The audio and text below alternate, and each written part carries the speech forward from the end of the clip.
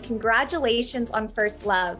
Now that it's finally out, how are you feeling? I am good. I'm so excited for people to see it. I think I watched it like 4 or 5 times and kept pestering distributors and people for a link because I kept wanting to show it to like a different friend or whatever. I'm really, really proud of this, and I'm excited for people to see it, yeah. So how would you explain Jim and Annie's love story in First Love? It's pretty pure. It's pretty, we focus quite solely on that and their relationship, and there's not too much character development of either one beforehand. I think their development is more so in terms of how their relationship develops each other and how they grow apart and together and how they influence each other. And I think that period of everyone's life is always so high stakes. You put so much pressure on yourself. It feels like the end of the world. Everything is the biggest deal. And I think just being able to just get through it and know, you know, you still got your whole life ahead of you, and there's so much to live for.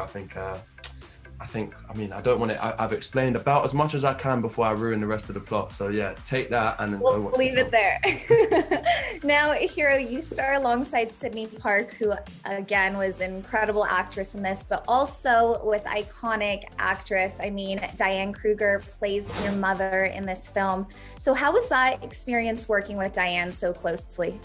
I feel like it was almost part of the reason I took the role in the first place. Such a big fan of Diane's work. I think she's incredible. Jeffrey Donovan as well, being my dad.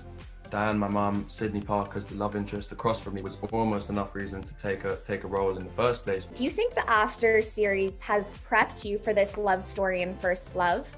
100%. 100%. I feel like it's prepped me for all the work I go on to do in any genre, any style of film, just because it was my first lead role.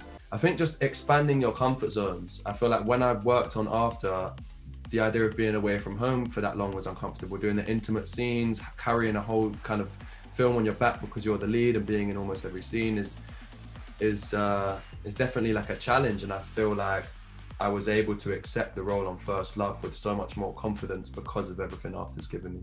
Well, looking at your character Hardin and your character Jim, I mean, they're so different, right? So extremely different characters you play. So who would you say you relate more to in terms of your dating life, your dating choices, all of it?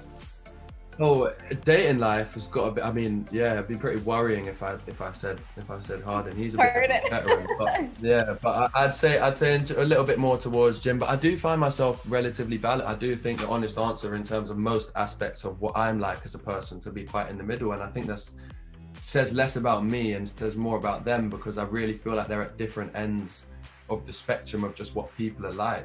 Right. And I feel like we could go into why that is, and they've had such different upbringings, and hopefully it's quite clear to see if Jim was raised like this, the effect and the outcome of what he's like is you know, why, and similarly X and Y with Hardin. And yeah, I feel like I sit somewhere comfortably in the middle. And looking at Jim and Sydney, I mean, we see they break up, they come back together, especially for First Love. And sometimes, you know, people with their first loves, that's their only loves at times. So what do you think about, you know, breaking up and coming back together? Do you think this is a healthy approach to a relationship? I feel like it's kind of impossible to answer because it's so contextual. It would be so dumb to say never try again, like if you have a hiccup or a break. Right. But it's also dumb to tell everyone if you had a good relationship, keep going back to it, because I think ultimately it's contextual. But I think talk to your friends who know your situation, talk to people, and you know, bounce back ideas, and just communication will solve a lot more than you think. So looking back on your first love, how would you describe that love?